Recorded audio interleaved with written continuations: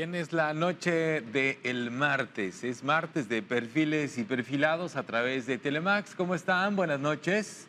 Yo soy Sergio Valle y esta noche le voy a compartir el análisis, la opinión, la lectura de los asuntos de interés público con nuestros invitados. Obviamente hay un asunto que está en curso en nuestro país, que es la transición.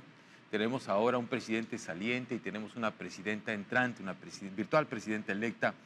Y esta semana se han reunido por primera vez, por ejemplo, Claudia Sheinbaum, la presidenta electa, con el presidente Andrés Manuel López Obrador. Hay una reunión que se dio ahí, hay muchas lecturas de lo que está pasando ahí, de lo que dice uno, de lo que dice ella, lo que dice él, la manera en que reaccionan los mercados. Y surge también una pregunta, ¿no?, que era que nos hacíamos aquí con los invitados antes de entrar, si la oposición está leyendo bien o no alcanza a leer bien el tremendo trancazo electoral que se les ha dado en la elección del domingo 2 de junio. Son un par de temas al menos que van a pasar por aquí esta noche en Perfiles y Perfilados. Víctor Félix, ¿cómo estás? Buenas Muy noches, bien, bienvenido. estimado amigo, agradecido. Buenas Sí. noches. Bueno, Víctor es un analista, editorialista, has estudiado asuntos de interés público, has estado en el servicio público. Correcto, amigo. Sí, has estado en campañas, has estado en los medios de comunicación, es decir, de ambos lados. Y además, una lectura interesante de lo que está pasando, ahorita lo comentábamos, en el sureste mexicano. Correcto. Que yo creo que muchos desde acá no lo podemos ver. Miguel Sesma, ¿cómo estás, Miguel? Muy bien, gracias Sergio por invitarme. Abogado, editorialista, también en varios espacios de opinión. Y además tú siempre fuiste un crítico, lo recuerdo bien, de, por ejemplo, esa alianza entre el PAN y el PRI. Tú siempre sostuviste que esa alianza no iba a funcionar. Era un error estratégico garrafal que pues hoy se hace patente, pues que teníamos razón. Yo no nomás yo, sino muchos que en ese entonces estábamos en el Partido Acción Nacional, ¿no? Sí, cuando estabas ahí, ¿no? Ya no estás en el Partido Acción Nacional. Así es. Bueno, a ver, ¿qué les parece si empezamos un poquito por eso? Por la lectura que ustedes puedan tener sobre lo que sucedió ese día, porque vemos, obviamente, ahorita estamos metidos en el tema de qué dice Sheinbaum, qué dice Andrés Manuel, cómo reaccionan los mercados ante los dichos de uno, de otro, qué pasa en la Cámara de Diputados, Cámara de Senadores, viene el plan C para antes de que llegue Claudia, es un montón de cosas que están ahí, pero los partidos de oposición están como que aturdidos todavía, ¿no? ¿O tú cómo ves, Miguel? Bueno, yo creo que los partidos de oposición están no moralmente extraviados, porque tampoco del otro lado tienen el monopolio de la moralidad o de la ética política, pero sí están estratégicamente extraviados, ¿no? Continúan todavía sin saber qué fue lo que les pasó por encima, y creo que con los dirigentes, con los perfiles que están encabezando los partidos, no van a hallarle la cuadratura al círculo. Tiene que haber las renovaciones en esos partidos, de esas dirigencias, de esos cuadros, para que entiendan y hagan un análisis más profundo de lo que les pasó y pues puedan tener una visión más completa de la realidad política mexicana. Se tendrían que ir de la dirigencia Lito Moreno, del PRI, Marco Cortés, no, es que, PAN, mira, de hecho extendieron sus mandatos cada uno, sí, de manera legal, si se quiere así verlo, pero con ellos no se va a iniciar un proceso de renovación, de discusión, de reflexión, que es lo que necesitan tener estos partidos para volver a ser útiles a la sociedad. Ahorita fueron barridos del mapa por la estrategia de Andrés Manuel López Obrador desde el día 1 de su ejercicio de gobierno, y ellos, ahorita tú lo comentaste, en vez de diferenciarse, pues parece que le siguieron, en vez de darle la contra al presidente, al unirse con esta amalgama, con este masacote, con este matrimonio mal avenido que es el PRIAN, le vinieron a convalidar toda la narrativa, ¿no? Y pues yo creo que una de las primeras grandes decisiones, por lo menos que tiene que hacer Acción Nacional, es definir si va a seguir con ese nombre. En tu opinión debe separarse del PAN. Yo creo que lo que más le conviene para futuro, para sembrar, para tratar de volver a conectar con la gente, es volver a las identidades de ser una oposición crítica, una oposición propositiva, una oposición que no cede y que no se vende al poder en turno, y construir a través de los años, como por mucho tiempo la oposición en México hizo su labor. Ahorita el inmediatismo de querer ganar todo en la siguiente elección hace que no hagan proyecciones a mediano y largo plazo. Y lo que nos ha enseñado López Obrador es que para acceder al poder a veces tienes que construir con mucha anticipación, con mucha consistencia Y a vaya, través ¿no? de los años, ¿no? Y vaya que lo hizo. Y vaya que lo hizo. Y vaya que lo hizo, y lo hizo bien. Así Ahí es. estamos viendo Así el es. resultado. Quizá un error, bueno, el error que cometimos, digamos, estoy hablando de académicos, politólogos, analistas, medios de comunicación, querer leer lo que estaba pasando en este momento, igual que como lo leíamos en procesos electorales anteriores o en la era antes de López Obrador, ¿no? ¿Cuál es tu lectura ahí, Víctor? Prácticamente la elección se llevó a cabo en un diferendo entre dos posiciones. Uno, la de las causas, que evidentemente las enarbola el presidente Andrés Manuel López Obrador, Morena y su candidata Claudia Sheinbaum. Y el otra es la de los intereses, que las enarbolan los dirigentes de los partidos políticos, en este caso oposición, que es PRI, PAN, PRD. A partir de ahí ya tenemos una clara definición de la traza estratégica que van a desarrollar en el país y sin hacer grandes malabares, tenemos claro qué es lo que va a pasar. ¿Por qué razón? Porque son más importantes las causas que los intereses, en virtud de que estamos hablándole a un tercero que es el decisor, que en este caso es el elector. No importa si un grupo económico, político se pone de acuerdo en una agenda partidista, en una agenda privada, si esa no conecta con el electorado. Al final de cuentas es el electorado el que decide. Y es ahí donde le gana la mayoría de la población, Andrés Manuel López Obrador, capitaneando Morena, Claudia Sheinbaum como la candidata de Morena, les gana la mayoría de la atención de los electores en México. Y el resultado es totalmente previsible. En política, Sergio, no hay sorpresas, lo que hay es sorprendidos.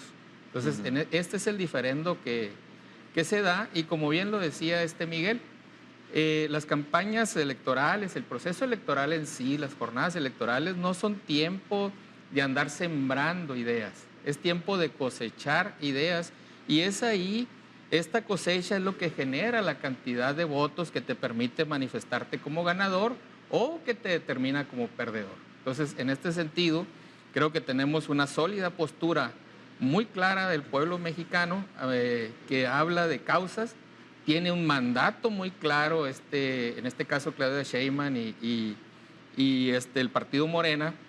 ¿Por qué razón? Porque se ha decidido, sí, por continuar, pero también para mejorar. O sea, no se ha decidido mayoritariamente el país un continuismo que sea anacrónico o que sea, vamos a llamarle, en reversa. Y eso lo estamos viendo, Sergio, que viene a colación de tu alocución, en cómo en este momento de transición se van acomodando los temas, y que pues quedo atento a tu razonamiento sobre lo que he vertido. Bueno, a ver, claramente no se vio venir de ese tamaño. Sí, es decir, se veía venir un triunfo de Morena en la presidencia de la República, se veía venir un triunfo también en las cámaras y en la mayoría de cargos de elección popular. Pero algunos percibían que la oposición podría tener un ligero avance en las cámaras, ¿sí? Cosa que no sucedió. Sí, adelante. Mira, yo no estoy tan de acuerdo en emplear la categoría de causas e intereses de un solo lado y del otro no. Y voy a explicar por qué. A ver. Porque a final de cuentas, intereses hay en las dos partes. Claro. Tan es así que fueron receptores de una serie de perfiles de la oposición en el transcurso de estos años, que lo único que evidenciaban eran un interés inmediato en la carrera político-electoral de ese personaje que se cambió de bando, más que de causas, ¿no?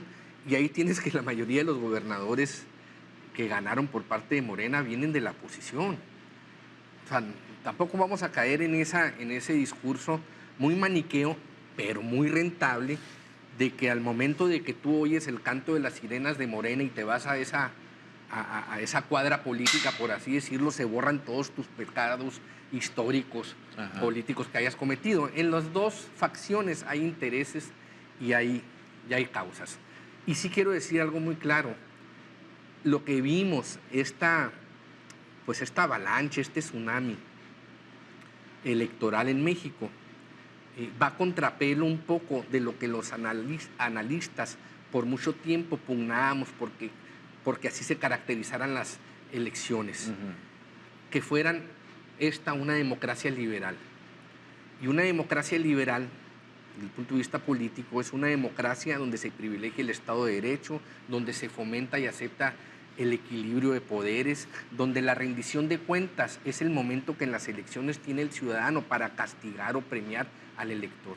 Entonces, lo que aquí estamos viendo es un triunfo arrollador de López Obrador, que durante 6 años tuvo la capacidad de llegar al corazón de la gente.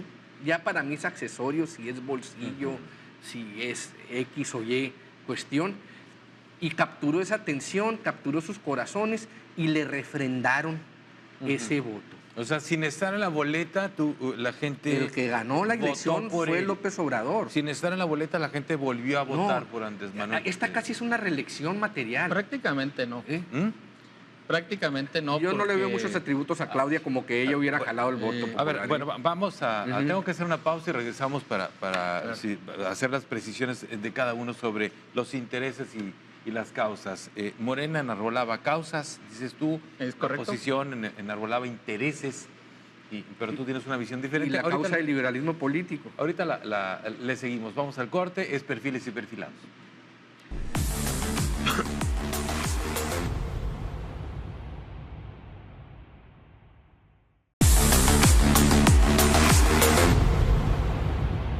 Bien, a ver, estamos platicando aquí en Perfiles y Perfilados.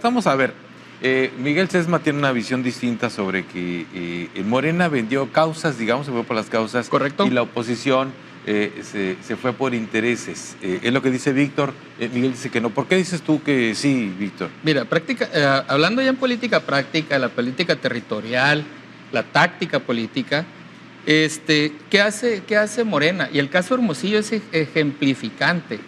Cuando Morena no logra tener un hilo conductor, es decir, un mensajero mayoritario que lleve este axioma de él de buscar y pelear por las causas, utiliza personajes, con todo respeto a la palabra utiliza personajes que sí tengan los contactos con ese estrato de elector, ya sea de edad o de quintil económico, que no ha recibido ese tipo de mensaje o que se muestra reacio a ese tipo de mensaje.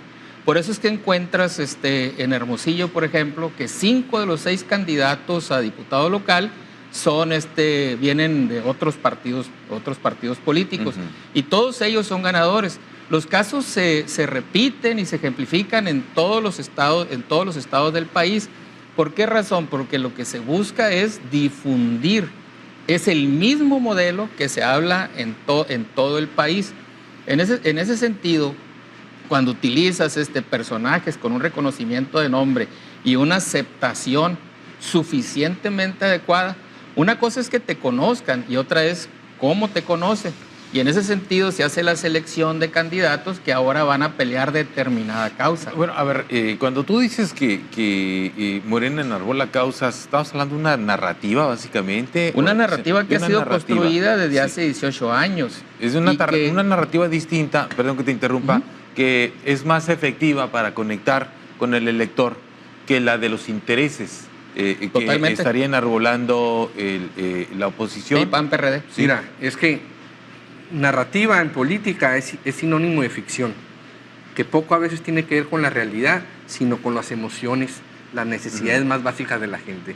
Morena maneja muy bien las emociones. No, es el experto. Para mí no ha habido un lenguaje, un discurso más efectivo que el que ha empleado el presidente y desplegado en el ejercicio de su gobierno. O sea, conecta con la gente. Yo cuando digo que la oposición también enarbolaba una causa, era la causa del liberalismo político, de todos estos conceptos, y que ya lo han dicho algunos otros analistas, abstractos, que no se materializan en el bolsillo, en el estómago de la gente.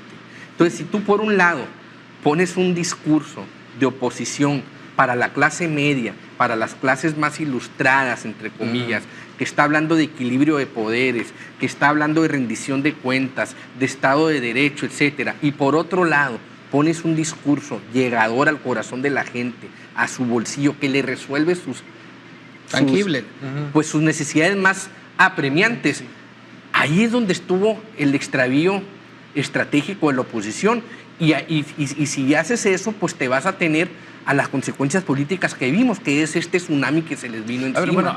Por ejemplo, PRI, PAN, PRD y esa coalición manejaban, por ejemplo, la división de poderes, ¿sí? Que era muy importante, mantener el equilibrio, mantener los contrapesos. Ese es un tema que manejaron mucho. La deriva en la autoritaria. oposición, ¿sí? Bueno, Sí. pero de algún modo a la mayoría de los electores no le entendieron, ¿sí? Y no compraron o no permeó ese discurso. Además, quizá, y solo quizá, ustedes díganme qué piensan, pues porque el grueso de la población, y no me refiero nada más a los que están recibiendo el beneficio de un programa social, no me refiero al estudiante que recibe la beca, no me refiero nada más a la persona de la tercera edad que tiene una pensión universal. Correcto. Me refiero a muchas otras personas, profesionistas, comerciantes, que no sienten, que no tienen un sentido de propiedad sobre eso que defendió la oposición, la división de poderes. ¿A mí de qué me ha servido la división de poderes? ¿A mí de qué me ha servido ese equilibrio? ¿A mí de qué me han servido, a propósito, los organismos de transparencia? Que sí sirven, pero la gente no está socializado esto. Sí sirven, pero no está socializado. Entonces, ¿qué sí sirve? Vamos llegando al punto, estimado Sergio, de lo que he estado poniendo en la mesa. ¿Qué está buscando el ciudadano? ¿Qué está buscando el elector? Primero que nada, capacidad económica. Después busca seguridad, o sea, poder moverse en su lugar. Entonces, tenemos un sexenio que ha estado generando capacidad económica a partir de la diáspora de programas sociales. Segundo, el problema más fuerte en nuestro país: se socializa, se normaliza la violencia, de tal manera que la violencia no nos preocupa en nuestra familia, en tanto no lastime a un miembro de nuestra familia. ¿Sí? Entonces ya vamos avanzando en las dos preocupaciones fundamentales del ciudadano que se convierte en elector: capacidad económica, seguridad, justicia. La justicia la ve lejana porque si no ha recibido un impacto delincuencial, obviamente no requiere justicia. Y después requiere salud y luego educación. Entonces, en este tramo de necesidades y que está tangiblemente en la vida del elector, es como él determina su voto. Entonces, Andrés Manuel López Obrador, Morena, por 18 años, ha estado estableciendo este modelo de atención al elector y creando una causa. Él dijo muy claro: primero los pobres. O sea, para que esto avance, primero los pobres. Luego, entonces, ahí tenemos un grupo perfectamente organizados con una temática muy clara, un mensaje que ya persiste en la gente, y por el otro lado tenemos los intereses de PRI, PAN, PRD. Quiero hablar que son las dirigencias, no la militancia. ¿Por qué razón? Porque ellos están tratando de combatir estas causas con información que tienen que colocar en la mente del elector, pero el elector ya tiene pues ya llegaron tarde, pues. Ya llegaron tarde. Entonces sus intereses van a quedar apabullados, avasallados, si el elector tiene que tomar una decisión. El elector sabe que recibe la pensión y se va a reelegir la pensión, se va a reelegir el apoyo social, también se va a reelegir el bache, pero no es un tema que el elector pueda solucionar, está fuera de su ámbito, está en servicios públicos municipales. Por eso es que estás viendo que se reeligen los alcaldes, que de alguna manera el eco de los analistas que da vuelta en un mismo círculo habla y dice que no han cumplido a la gente. Pero hay que ver muy claro qué es lo que quiere la gente, entender la base de decisión del elector, y ahí es cuando se utilizan los mensajeros adecuados, que es lo que tendría que haber hecho también la oposición. Lo hizo Morena, por eso te ponía ahorita el ejemplo de los 5 de 6. ¿Cómo logras en un grupo etario, o sea, en un determinado estrato de edad, en un grupo de electores de determinada capacidad económica, cómo logras decirle que estos 5 son importantes para ti, Morena? Díselo a través del mensajero que ellos escuchan. ¿A quiénes escuchan? A los que son similares a ellos en estrato de edad y en quintil de ingreso. Por eso los 5 de 6 son distintos y vas a encontrar múltiples casos, como Ramírez Marina en Yucatán, por ejemplo, panista, avasallador del Estado, más sin embargo, un priista que renuncia no menos de 30 días antes de la elección, gana por Morena. Sí.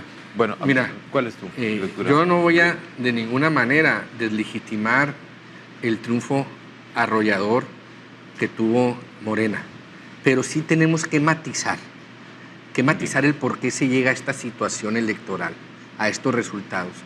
Y hay que decirlo, tuvimos un presidente que desde el minuto 1 de su ejercicio de gobierno se puso en modo campaña. Otra vez, los ideales democráticos del liberalismo dejados a un lado para ser el jefe de campaña de un movimiento que efectivamente venía creciendo y que con un discurso reivindicatorio de lucha de clases, con un discurso separatista, con tintes hasta de cuestiones racistas. Polarizante, más bien. Despertando las fibras más sensibles de una sociedad, de una mayoría, y que vio en ese discurso pues un referente político el cual abrazar. No había manera de que esta oposición, el PRIAN, o que cualquier otra le pudiera competir. No nomás al contenido de los discursos, sino una cuestión que hizo esta elección muy desigual, al tamaño de la bocina. Bueno, o sea, eso es muy importante, porque no había dinero que le hubiera alcanzado a la oposición para competirle en lo más mínimo a la capacidad del Estado para hacer discurso político. Entiendo ese punto, el tamaño de la bocina, me parece que es una buena manera de explicarlo, ¿sí? No ha habido un partido que tenga una bocina tan grande como la bocina que tiene Morena, ¿sí? Porque ni el PRI, ni el PAN, ni el PRD, bueno, el PRD sí lo tuvo, el PRI y el PAN han tenido un Andrés Manuel. La bocina es Andrés Manuel. Sí, entonces esa es la bocina. No es el Estado, no es Morena, es la figura de Andrés Manuel en lo particular. Ahora, Miguel, nada más una cosa. De todos modos, ¿qué no leyeron, que no se dieron cuenta que le estaba dando resultados? Correcto. ¿Sí? O sea, porque tienen 6 años peleándose con él. El hombre ya se va, ¿sí? Con altísimos niveles de aprobación. Pues no te digo que a los 3 años, en vez de hacer algo diferente, formalizaron el PRIAN. Sí, van a lo mismo. Increíble. Entonces, repito, o sea, pues como no se dieron cuenta que no les estaba funcionando. Yo creo que ya se están dando cuenta. Bueno, me queda un minuto para ir al Sergio, rápidamente. Lo que está pasando hoy sucedió en 1994. Hay un periodo de transición muy corto, o sea, entre el presidente electo en aquel entonces, Ernesto Zedillo, y hoy la presidenta electa, Claudia Sheinbaum. Un periodo cortísimo. Claudia Sheinbaum entra el 1 de octubre. Las dos condicionantes son las mismas: déficit presupuestario y reforma al Poder Judicial. Ernesto Zedillo hizo la reforma al Poder Judicial, quitó los 26 ministros de aquel momento y creo que dejó 11, con una aplanadora más avasallante que la que en este momento estamos viendo. Ernesto Zedillo reformó la Constitución con 418 priistas, y se le sumaron una serie de panistas que llegaron a 498 de 500 diputados. Nada más dos. Que fueron los que aprobaron la reforma del Poder Judicial en 1994. Hoy estamos ante lo mismo, una mayoría que no es tan apabullante como la de 1994 que hizo PRI-PAN, pero que sí es suficiente para cambiar ciertas formas en el Poder Judicial. Y como bien lo ha dicho la presidenta electa Claudia Sheinbaum, se va a respetar el mandato de las mayorías atendiendo el derecho a las minorías. ¿Cómo lo va a lograr? Con el diálogo. Y es donde se ha estado ahorita transitando en estos días en el país, con pequeños sobresaltos, pero que no han llevado al país a una circunstancia ni mucho menos de emergencia, ni mucho menos de catástrofe. Tengo que ir al corte. A ver, si pudiéramos voy a tratar de usar una frase para concluir esta parte y pasar a lo que está sucediendo a nivel nacional entre las reuniones que están entre Claudia Sheinbaum y el presidente López Obrador. O sea, al final de cuentas, el Morena logra conectar de una manera mucho más efectiva que el PRI y el PAN. ¿Sí? El PRI, el PAN, el PRD en esa coalición pierden identidad. Los tres no construyen una narrativa que conecte con el electorado. Nunca aprendieron a leer nunca aprendieron a reconocer que lo que estaba pasando con la bocina de Palacio Nacional estaba resultando altamente exitoso. Así es. Sí, y entonces esa bocinota se consigue unas bocinitas, ¿no? Por distrito, ¿sí? Por decirlo de alguna manera, Sí. utilizando tu ejemplo, ¿sí? Entonces la bocinota de Palacio Nacional consigue bocinitas por cada distrito y suenan bastante bien, ¿sí? Y esto es finalmente lo que está sucediendo. Y algunas bocinitas muy chafas, ¿no? Pero se que, escuchaba que no bien. tenían un precedente Bueno, de rendición de cuentas loable, ¿no? Pues al final del día, ¿no? Toca competir y son oportunidades que lamentablemente mucha gente no puede capitalizar en función del marco perceptual que construyeron sus dirigencias. Vamos a hacer una pausa y regresamos al tercer bloque de Perfiles y Perfilados. Excelente.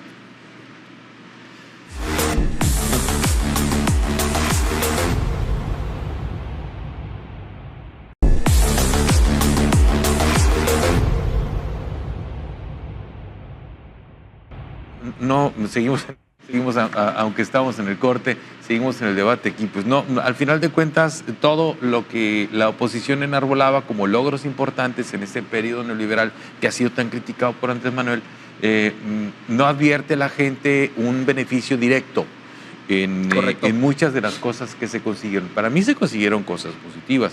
Me parece que tener ahora elementos, instituciones que hagan contrapeso a los gobiernos.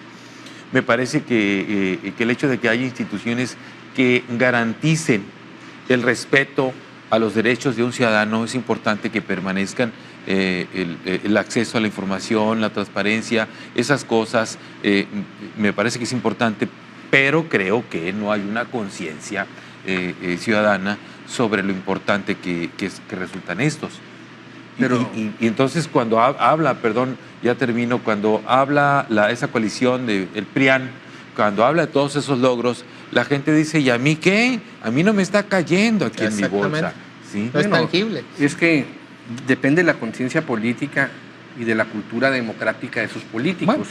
O sea, se supone que el político tiene un nivel de compromiso social, está relativamente ilustrado, no está viendo nomás el hoy, está preocupado por el futuro, y es el que debe hacer pedagogía social con los ciudadanos y estarle recordando la importancia y la necesidad de conservar ciertas instituciones. Pero cuando esa cultura democrática pues se abandona por alcanzar y acceder al poder en lo inmediato, pues es muy fácil orientar la voluntad ciudadana viéndote un pasado que traicionó tu bolsillo, viéndote un pasado que es el culpable de tu realidad, etcétera. Y es un asunto que no nomás vemos en México, lo estamos viendo en muchos países.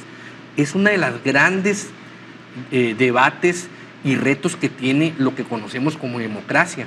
Yo aquí lo que veo, y es un concepto no mío, lo leí por ahí, es una democracia hegemónica. Fíjate, dos conceptos que debieran ser antagónicos. A ver, ¿qué es una democracia hegemónica? Pues es que por medio de la voluntad popular accedes al poder para capturar los poderes paralelos, para el Estado de Derecho convertirte tú en él, para desaparecer el equilibrio de poder, para no rendir cuentas en el sentido de que ese premio se castiga al que gobierne mal desde el punto de vista electoral. Es capturar a todos los órganos del Estado, de una república, de la división de poderes, y tú erigirte como el único que tiene la capacidad de definir qué está bien y qué está mal en la república. Eso se parece mucho a aquello que se le decía dictadura perfecta. Es el PRI de antes. Esa democracia hegemónica de hoy sería la dictadura perfecta de los 70s y de los 80s en este país. Pero eso nos da pie para ir transitando hacia el otro tema, porque ya nos queda bloque y medio. El tema de los anuncios que han venido haciendo el presidente López Obrador, la presidenta electa Claudia Sheinbaum, que se han movido los mercados. Algunos dicen que eso está mal, que son malas señales, en fin. Pero bueno, al final de cuentas, ella va a tener un número de votos, una comodidad en las cámaras. Consecuencias de las causas. Y debe trabajar en la modernización de las mismas, que es lo que estamos viendo ahorita. Tenemos dos perfiles, un perfil como el del presidente de la República, plenamente ideológico e ideologizante, que evidentemente quiere trascender en la historia como lo está haciendo y lo hará, al hacer reformas en los aparatos más importantes del Estado mexicano. Retomando las palabras ahorita de Miguel, no hay que olvidar que son precisamente las hegemonías las que construyen las instituciones. Las instituciones que hoy están sujetas a reforma fueron construidas en la hegemonía, del PRI. Hoy viene y que tenían el mandato mayoritario como hoy lo tiene Morena o Andrés Manuel. El tótem, que era el presidente de la República priista, no se movía absolutamente nada en el país si no lo decía el presidente. Acuérdate, pues, de no estamos frase, en distintas realidades. ¿Qué horas son? Lo que sí tenemos hoy es un escenario, exactamente, ¿qué horas son? Las que usted quiera, señor presidente. Las que usted quiera, señor presidente, ¿no? Ahorita estamos en un escenario donde el pasar a la historia, como lo está haciendo el señor presidente López Obrador, e introducir una reforma al Poder Judicial como se hizo en 1994, utilizando una hegemonía del voto y una hegemonía político-electoral, pues obviamente es lo que anhela y es lo que ha vivido y trabajado él toda su vida. Pero también tenemos en contraparte a una presidenta electa que es su marco perceptual es científico, pragmático, ve hacia el futuro. Por lo tanto, ella busca el diálogo y busca las mejores maneras. En verdad que no va a salir un tema tan polarizante, en mi opinión, o sea, tan polarizante como ha sido presentado en el pasado, de un cambio total, elecciones de los jueces y demás, pero sí va a salir una reforma al Poder Judicial que es muy necesaria en el país. Después platicamos qué necesidades son los que se deberían de atender. Entonces, en ese sentido, el mensaje de Claudia ya lo dije ahorita, ella lo dijo en campaña y lo dijo hace unos días. Yo voy a atender el mandato de las mayorías, pero voy a respetar el derecho de las minorías, y el proceso para lograr eso es el diálogo. Entonces, ahorita, inteligentemente, la presidenta electa, Claudia Sheinbaum, ha lanzado ya para septiembre la discusión que como un albazo inminente, la bancada morenista en el Congreso de la Unión quiso hacerlo de inmediato. ¿Por qué razón? Quiso madrugar con el tema. Exactamente, porque hoy los poderes fácticos del país ya han transitado fuera de nuestras fronteras, y es la inversión extranjera, son los consorcios globales económicos en el mundo, son las fuerzas militares, y evidentemente es esa gran minoría, no hay que perder de vista que son otro tanto de 16 millones de personas que votaron por la oposición a Morena. Luego, entonces, el refrendo de estas políticas vienen en las elecciones intermedias, es decir, en los próximos 3 años, donde hay que recordar que el presidente Andrés Manuel López Obrador vio disminuido el número de sus diputados federales en Cámara, y eso le impidió consolidar las reformas que ahora él evidentemente necesita en su transición a la historia como la ha estado llevando. Entonces, los sobresaltos en el país no serán de grandes cúspides, ni tampoco de grandes caídas. Salida de capitales, ¿no? Que el peso se vaya al... No, incluso la fluctuación ha sido no significativa. Si vemos la fluctuación del peso, estamos hablando de 8 centavos, de 6 centavos, de 4 centavos, y el otro fue de 12... Sí es más, 12 centavos. Entonces, significativamente no es. Ahora, ¿qué sucede si el peso decrementa su valor en cuanto al dólar? Hay que recordar que en este primer trimestre, y ante el déficit presupuestario que se va a recibir, que se está recibiendo la próxima administración, las remesas se vuelven importantísimas. Y en este primer trimestre del año las remesas fueron superiores en monto numerario a la inversión extranjera. Pero no son un logro de gobierno. Entonces, las remesas. Sí, pero lo que estoy hablando es que ayuda a que la causa se siga manteniendo. Estamos hablando de política electoral. Entonces, un peso con mayor valor frente al dólar es una mayor capacidad de consumo para las casas que reciben. Gracias al gobierno subió el dólar y la gente va a tener más dinero. No necesariamente. Bien, adelante, Miguel. Adelante. Mira, todos los traspasos de poder, todas las transmisiones de poder en una elección son tensos, no voy a decir traumáticos. Nomás que sí hay que ver antecedentes de este presidente. Están jaloneados un poco. Siempre hay tensiones. ¿Por qué? Porque estás hablando de dos maneras teóricamente dos personalidades de ver el mundo político y concebir la realidad política. Sin embargo, aquí estamos rompiendo ese precedente. Y hay que decirlo muy claro, tenemos un presidente que él ganó una reelección porque él la ganó, trabajó 6 años para ganarla y que está terminando con unos niveles de popularidad como no ha terminado ningún otro presidente. Ninguno. Desde la transición democrática de este país. Ni Fox, ni Calderón, ni Peña.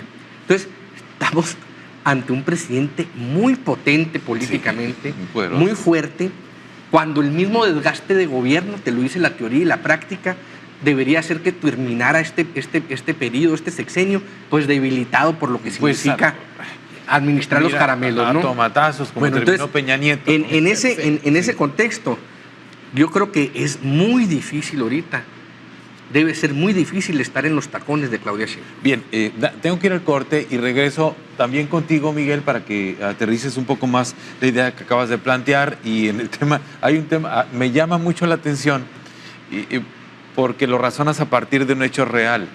¿Sí? Las instituciones en este país se construyeron en un periodo hegemónico. Es correcto. Entonces... No creo, yo estoy en desacuerdo. Bueno, eso supondría, Víctor, y lo dejo también para el próximo bloque, que los mexicanos no tenemos vocación democrática. ¿Sí? Vamos a un corte y regresamos con eso.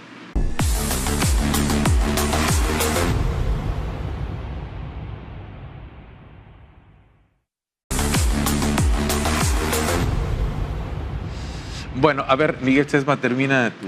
Sí, mira, yo decía que debe de ser muy difícil estar en los tacones de Claudia Sheinbaum. En los tacones de Claudia. ¿Por qué? ¿Por qué? Porque yo sí vi el esfuerzo que ella hizo de manera pues muy sentida y muy auténtico en las primeras declaraciones de tender puentes de concordia, de unidad, de diálogo con la oposición, con los diferentes sectores. Y se nota claramente que a partir de la reunión de ayer, ¿De un paso atrás, tú crees? Se tuvo que mimetizar al estilo, al discurso del presidente. Es un presidente demasiado potente electoralmente, políticamente muy fuerte, y va a ser muy difícil esos procesos de desmarque que se dan en el transcurso de los meses, que se den de manera igual en este fenómeno, porque hay que decirlo, Claudia Sheinbaum se tuvo que mimetizar en la campaña al presidente. Claro. Pero yo creo que ya en el ejercicio de gobierno tiene que adquirir la personalidad propia, porque las imitaciones no son buenas. Y a final de cuentas hay un segmento de la población que sí quiere un ejercicio de gobierno menos ideologizado y más abocado a los resultados. Entonces yo lo que estoy viendo ahorita es que dio 2 pasos atrás y lo está haciendo de manera inteligente. En lo que llega. Porque todavía ella no está ungida con el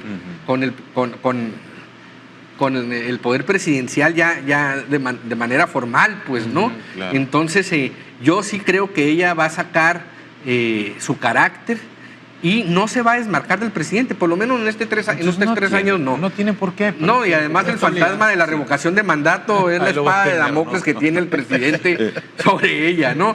Pero yo creo que sí debe de haber un cambio y por el bien de ella y de su equipo. Ahora vamos a ver las gentes que Andrés Manuel le puso como diques en el Congreso Federal, en el Senado, etcétera. Entonces va a estar muy interesante el análisis político de la oposición dentro del oficialismo y no de la oposición que está al margen del oficialismo. Yo sí veo en ella, con todas las mayorías que está teniendo, yo sí la veo más con la voluntad, la disposición de hablar con los sectores minoritarios. El presidente no lo hizo, bueno, ya no lo hizo, ya se fue, punto. Pero ella yo creo que sí, sí se advierte esa voluntad, incluso hasta por a los periodistas que les da entrevistas, hasta en eso se puede notar. Lo he visto. Sí, periodistas que a los que López Obrador jamás les hubiera dado una entrevista, por ejemplo. Sí, ella ya fue y se sentó y platicó y dialogó, es decir, porque también es cierto que hay un sector de la población, estoy de acuerdo contigo, que no quiere eso, que no quiere tanta polarización, pero la oposición nunca supo atraer ese voto, entonces se terminó yendo al final con el problema de la oposición, y realmente no creo que lo tenga muy difícil, Claudia Sheinbaum. No soy amigo de ella ni he estado muy cerca, pero sí puedo comprender su marco perceptual a partir de cómo ella ha llevado el gobierno, por ejemplo, de la Ciudad de México. En pleno COVID, ella tuvo un programa específico de atención al COVID que se desmarca del presidente. El otro tema es el tema de seguridad, el más acedrado que el presidente maneja después de los programas del bienestar. Ella separa el modelo de seguridad de la Ciudad de México y crea políticas públicas basadas en evidencias para atender hechos de interés policial y para desplegar seguridad pública, y mantiene estándares de estabilidad en la Ciudad de México que incluso le permiten bajar ciertos delitos. Pero lo importante aquí es que 2 temas torales, ella estableció su ruta clara y el presidente ejercía pleno poder desde la presidencia de la República, y ella pudo tener la habilidad y la inteligencia para llevar a cabo, y eso lo coloca a ella como candidato y ahora como presidenta electa. ¿Qué viene para Claudia Sheinbaum? Viene una simbiosis muy sencilla, donde si la oposición no lo comprende, como no ha comprendido lo que ya dijimos, el manejo de la propaganda y el manejo de la publicidad. La propaganda vende ideas y es lo que nos ha estado dando Morena, porque tiene una causa. La oposición ha estado haciendo publicidad. La publicidad vende productos. Si podemos ver por ejemplo, las dirigencias de los partidos que apoyaron a Xochitl jamás estuvieron vestidos de rosa o vestidos como Xochitl, por ejemplo. O sea, siempre establecieron su marca. Alito es Alito, Alito no es el apoyador de Xochitl.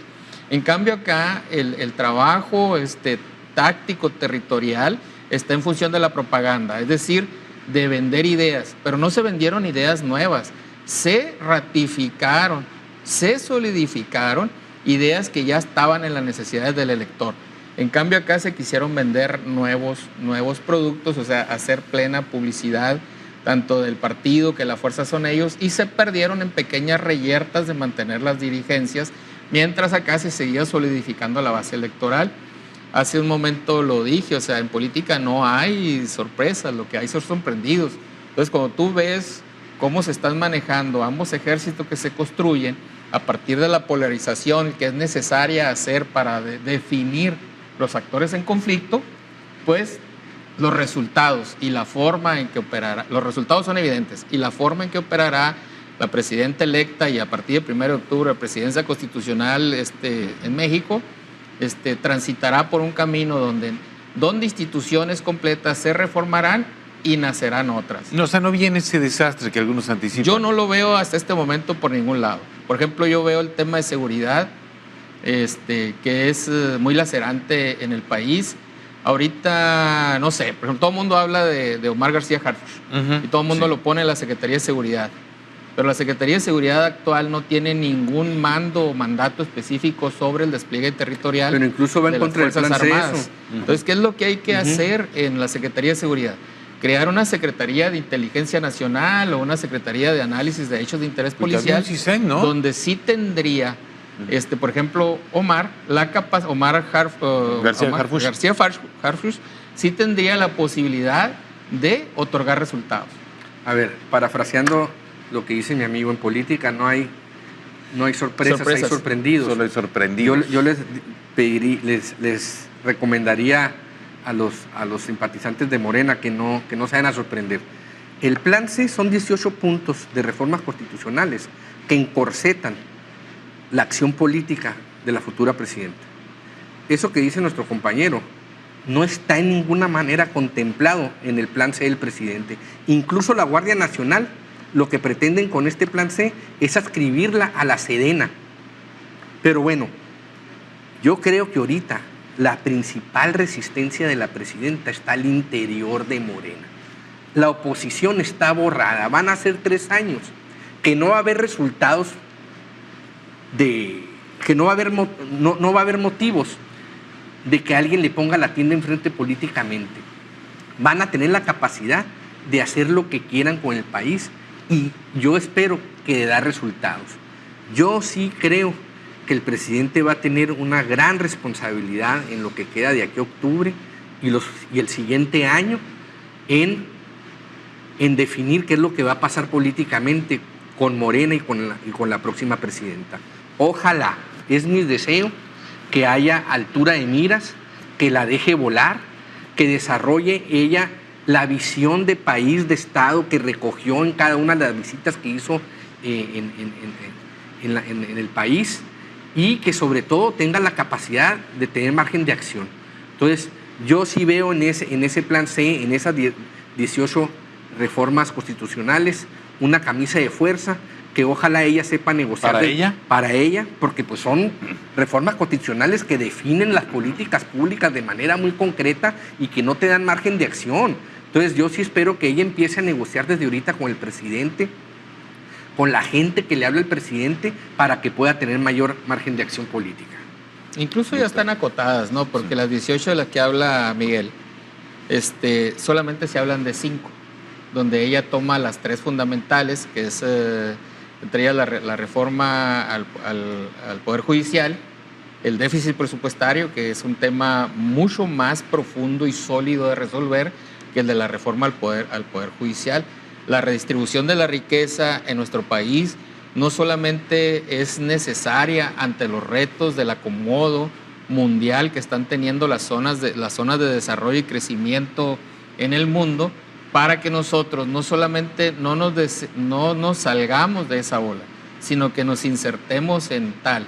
Y de ello deviene tener certidumbre política, el Estado de Derecho, porque de otra manera nosotros no podríamos accesar, por ejemplo, a la inversión extranjera, o el también mal llamado en México el nearshoring, que no es otra cosa más que la relocalización de empresas. Entonces, realmente Claudia Sheinbaum tiene un espacio de atribuciones a partir y de apoyo político a partir del momento que gana, que le permitirán transitar en escoger mediante el diálogo las mejores políticas que permitan solidificar el poder de Morena, porque de otra manera establecer un escenario de riesgo, el que sufre es Morena.